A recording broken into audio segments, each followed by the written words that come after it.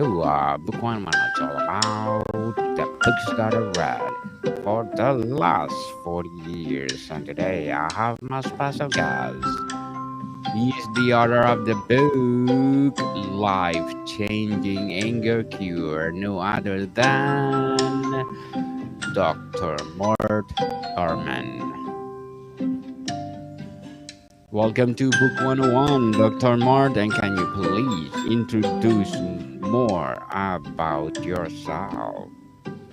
Sure. Well, thank you for having me, Daniel. I'll be happy to introduce myself. So, I am an internal medicine physician. I've been so for over 50 years. And for 40 of those years, I've also been an anger and stress elimination expert. So, I don't teach people how to manage their anger or their stress. I teach them how to eliminate, actually get rid of it, how to stop getting angry, how to stop having stress. And that's something I discovered how to do for myself over 40 years ago. And I've been writing about it and teaching about it ever since. Dr. Armin or Mort Armin. Thank you so much for sharing your knowledge to the world. What inspired you to write Life Changing Anger Cure? Well, the book is based on a anger program that I created that only takes 10 sessions to help people really transform their whole understanding and ability to deal with anger.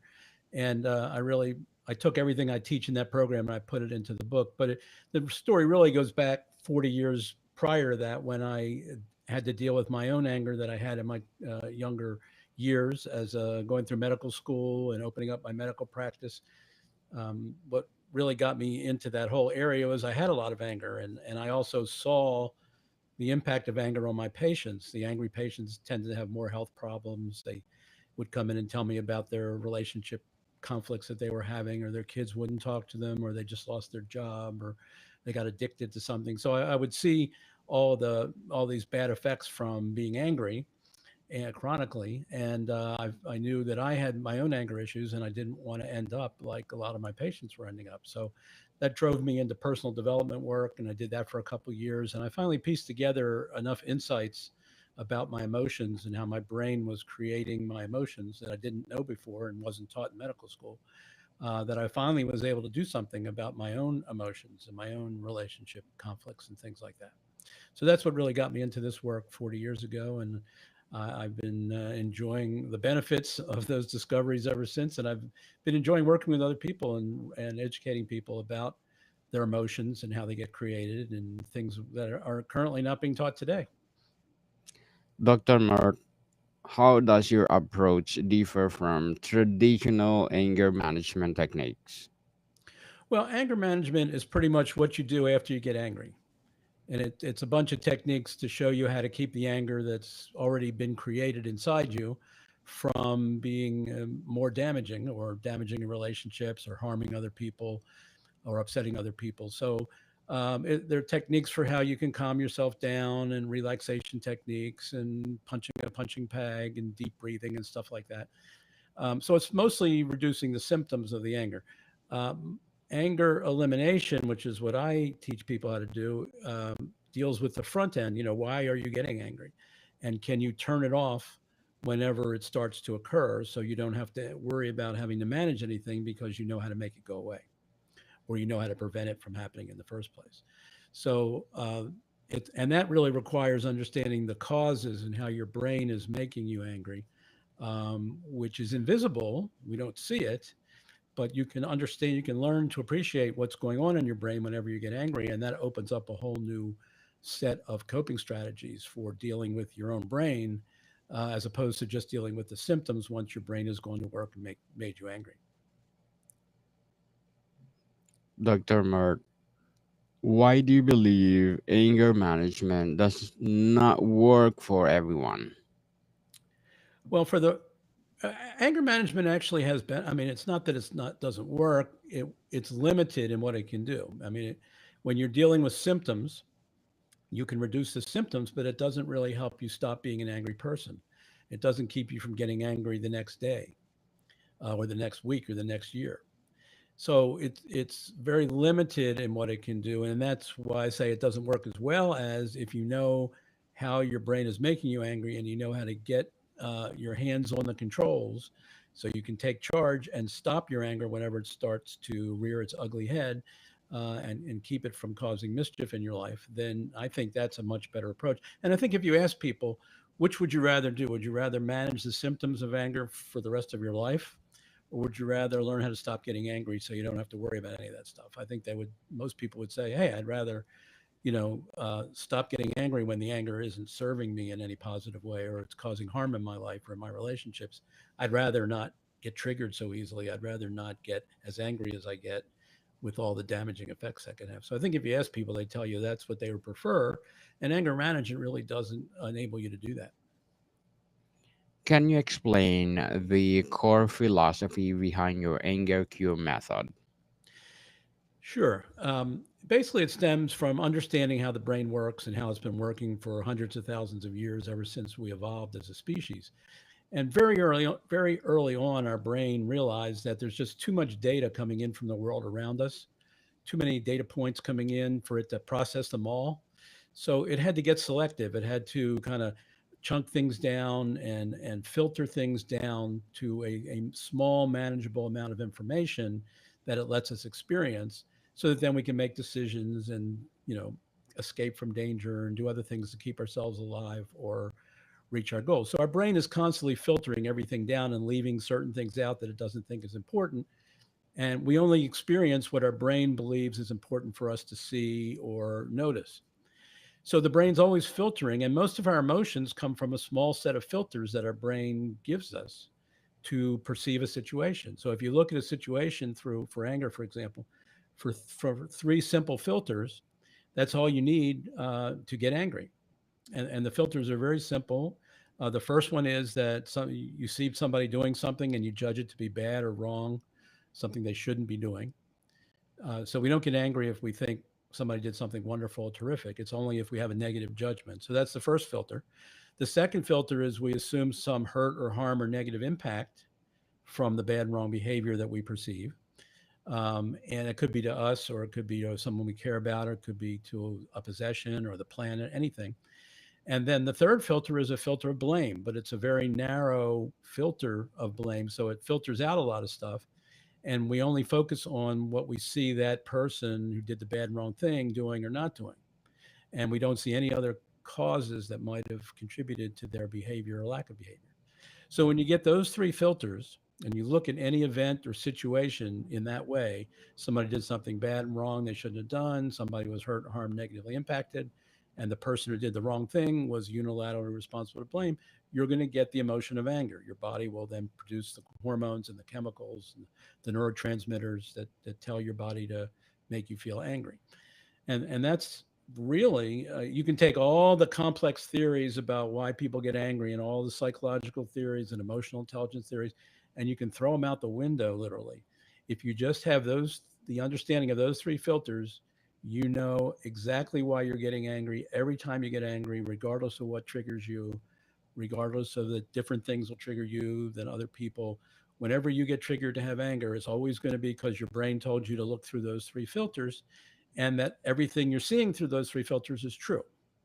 And that's what your brain does. That's how it gives us our various emotions. It's the same for anxiety. If you're anxious, your brain's giving you three other filters and telling you to look through those filters and believe that what you see or what you believe that those filters are telling you is true.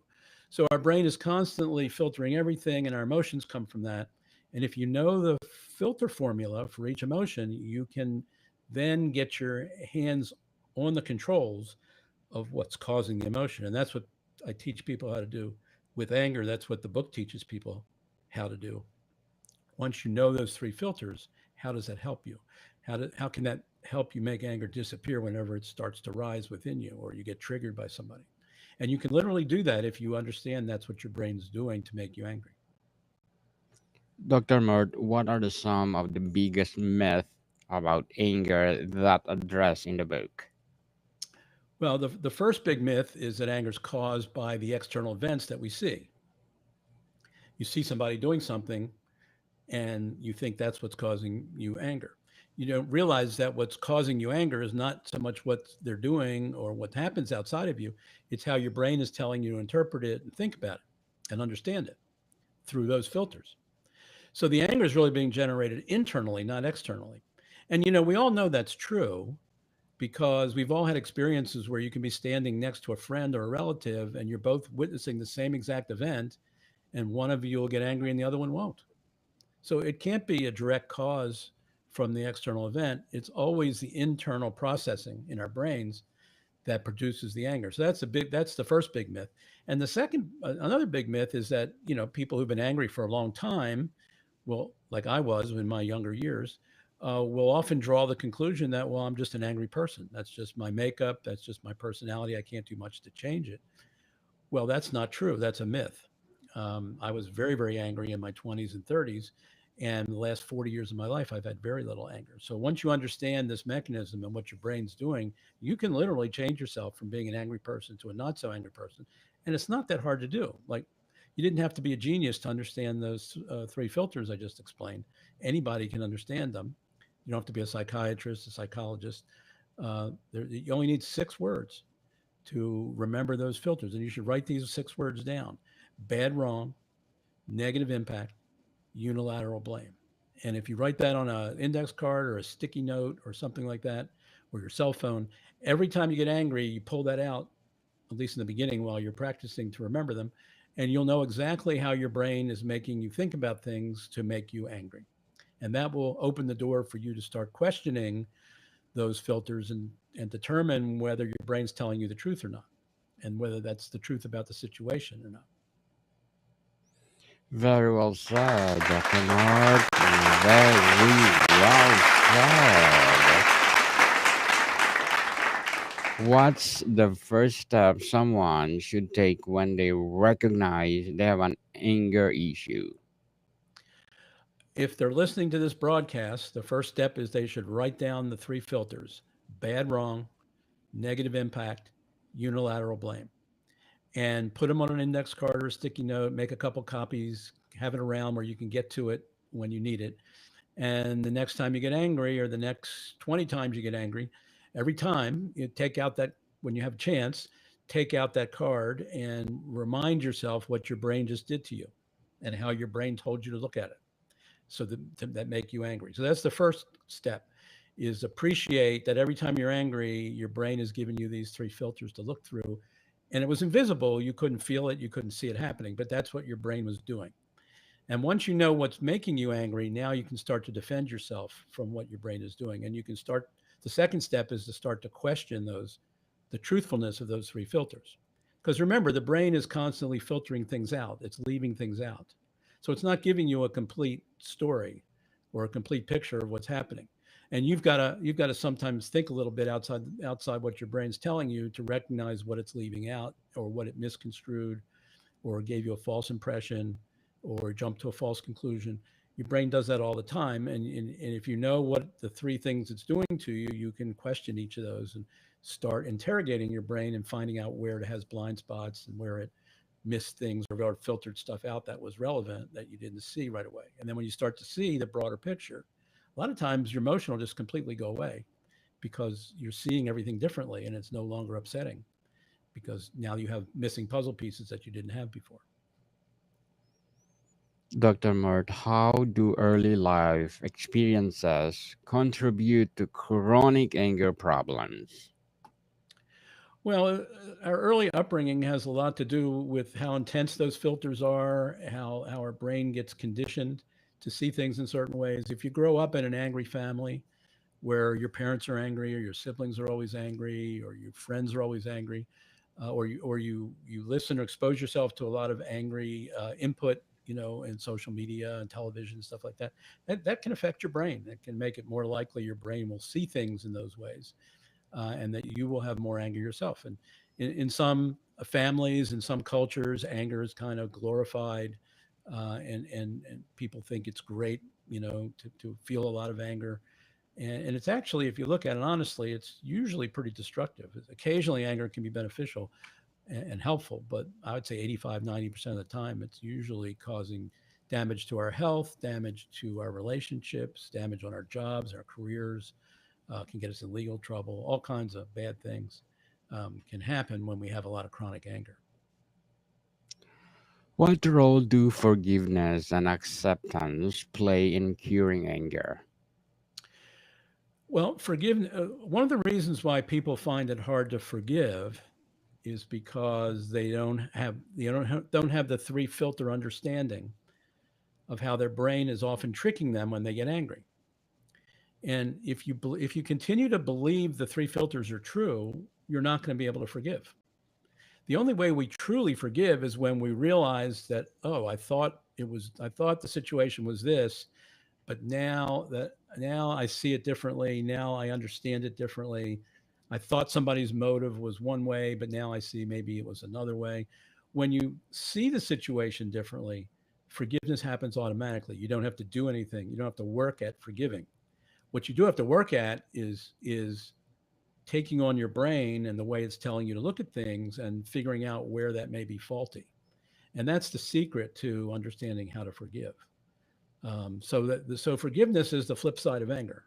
As long as you're looking through the three filters, you're going to be angry and you won't be able to forgive.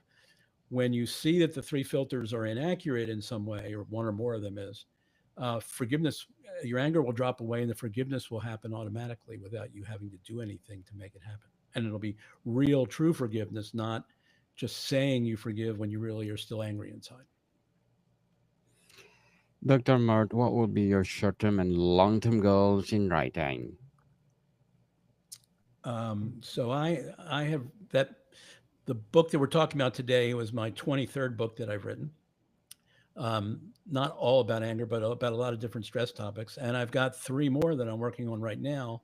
Three books on how to cure road rage, which is one aspect of anger. So it's the same methodology we're talking about here. It's the same three filters. When we get road rage, we're looking whatever happened on the road or other drivers' behavior through those three filters. They did something bad and wrong they shouldn't have done. I was negatively impacted, or somebody else could have been negatively impacted. And the crazy driver, or the bad driver, the inconsiderate driver was 100% responsible or to blame for whatever they did or didn't do. Okay, so we're always, it's the same three filters, but people are not used to applying that to the road rage situation. And it works just as well with any type of anger, whether it's high, intensity anger like road rage or other raging situations, or whether it's mild anger like, just being annoyed at standing in line and it's moving too slow, or traffic's moving too slow, or something like that. Mild anger, severe anger, they all come from the same three filters. That's where the anger gets generated. Dr. Mart, looking forward for those books to be published. And thank you so much for empowering us. What would be your advice for those people out there having anger issue in their lives, as well as people want to create their own first book? Well, creating your first book is, I know for me it took 4 years for my first book, so it took a while. Doesn't have to be that anymore today. It's literally like you can sit down at your computer and just start writing, and just start free writing. And a lot of times we think we have to be perfect on the first try, which is a mistake. It's much better just to let your thoughts flow out of you. If you have something you want to talk about or write about, or you have some insights or some experience you think might be valuable to share with people, just get in front of your computer and just start letting it flow. And then once you've let it flow, then you can go back and sort of see what were the good parts, what were the bad parts, and then massage it, and then maybe write some more free flowing, and then after a while, if you do that, and you may do it for 30 minutes a day, but if you do it consistently, by the end of a short period of time, you'll have something that may be worthy of publishing. And today, you don't have to write, a several hundred-page book to get it published on Amazon or somewhere else. You can publish a lot shorter books if you can say something concisely that would be helpful to people, will solve a problem that people have. Go for it. Go for it. Become an author. It's much easier today than it was back, in 1990 when I published my first book. Certainly, people, if you have the passion to write, write, and Right. share to the world, then stop Yeah. procrastinating. And don't think you have to be Share. perfect. Don't be perfect Yes. the first attempt. Be imperfect. Be wonderfully imperfect. But get it out. Get it out of you. and then massage it and see what you have to work with. Totally agree. Dr. Martin, thank you so much for your advice. What is one daily practice you recommend to help people live with less anger? Anything that you can do to shift your focus when you get angry, to shift your focus from what's going on outside of you that's triggered you to wondering about what's going on inside of you in your brain. A lot of people don't have that perspective. They're totally focused on what's going on outside and they're blaming everything on what's going outside and they're missing the real action, which is what's going on inside. Now, I've just given you like x ray vision, like Superman quality x ray vision of what's going on in your brain when you're angry. It's those three filters: bad, wrong, negative impact, unilateral blame. So I've just given you the answer to the question, but you have to be willing to make that shift in focus because most people just stay stuck on the external and they aren't willing to look inside and say, how is my brain making me angry? What's it doing? Precisely. What is it doing? What's the mechanism? And I just gave it to you as those three filters. Now, if you're talking about another emotion like anxiety or guilt or something, it's different filters. So you have to understand those filters if you want to get those emotions under control. But every time you're angry, it should not be a mystery anymore why that's happening. But you do have to make that shift from automatically focusing on the external exclusively to being willing to consider what's going on inside your brain, because that's where the anger is actually coming from. How can loved ones support someone who is working eliminating the anger? Well, it's really good if you're in a relationship with somebody or in a family, if other people got the book and understood the mechanism, then a lot of times when we're angry, we forget all this. We may learn it when we understand it intellectually, but when we get triggered, it just goes out the window. So if you have a family member that can remind you, oh, by the way, your three filters just clicked in because I see you're angry, or you're telling me you're angry. Okay, your three filters must have clicked in, and they go like, well, remind me again what they were, and they go negative. Somebody did something bad, wrong, negative impact, unilateral blame. Then they go like, oh yeah, I guess I was looking at it that way. Now can, but it looks to me like that's true. And they go, well, did you consider this, or what about that, or maybe you're looking at this, a little too negatively, or maybe you were involved in, well, they weren't 100% responsible to blame, or maybe there was something else in their life going on. So they could suggest to you some ways of thinking outside of the three filters that will help you go like, oh yeah, I didn't consider that, I didn't think about that. Yeah, you make a good point. So other people can be very helpful in this process because when it's just us against our brain, it's really it's a lot of times it's an unfair fight because our brain is so good at tricking us and beating us, and making us think whatever it tells us to believe is true. So we need practice and sometimes the help of others to understand that a lot of times what the brain is telling us isn't really true. Dr. Mort, if you could correct one major misunderstanding about anger, what would it be? I would change. I don't know about change. I don't, because I don't think we're teaching kids in school about anger at all, other than how to be angry. But I would start changing the curriculum in middle school and high school, certainly, in teaching some of the principles we're talking about today and the principles in this book. This book should be mandatory reading in schools, so people can understand how their emotions work and how their brain creates emotions. And we're not doing that today. We're not teaching people a lot of basic life mastery skills. We're not teaching them about relationships. We're not teaching them about stress. We're not even teaching them about how to manage a checkbook, or their finances.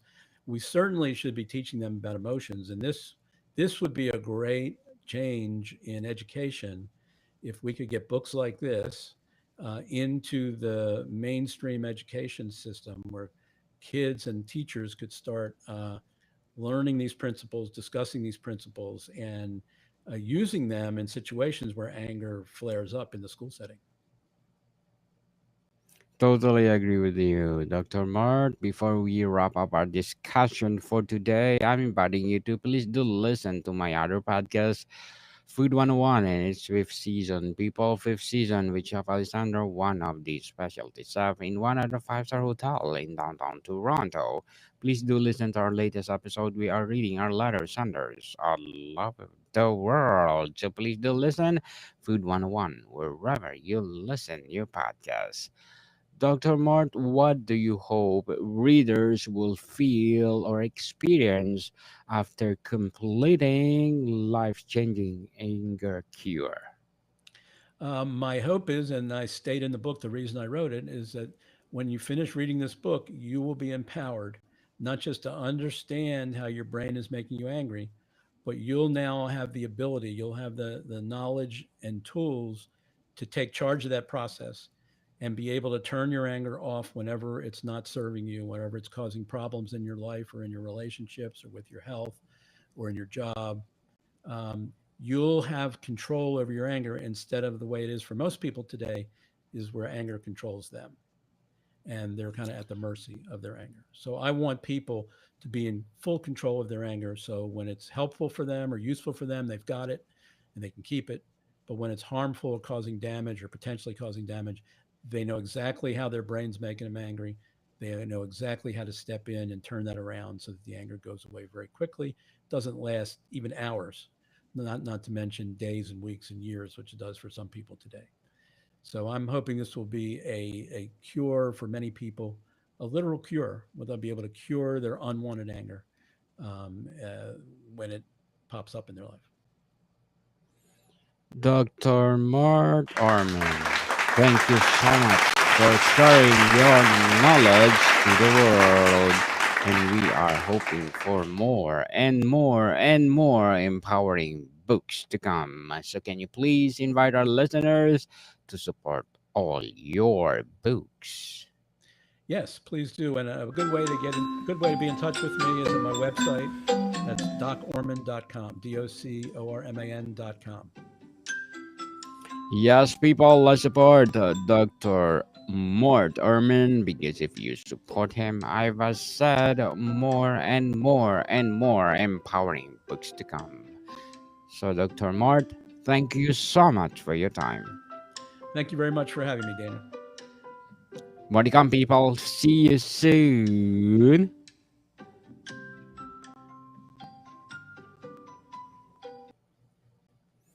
So, Dr. Mort, once you